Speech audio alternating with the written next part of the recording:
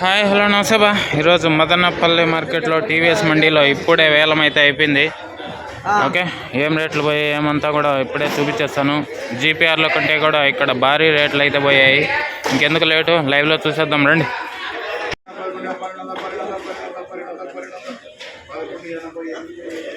1180 1180 1180 1050 1050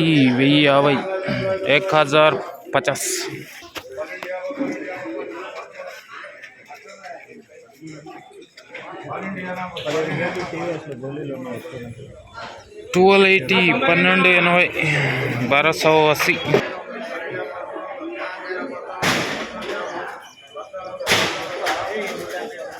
1400 1400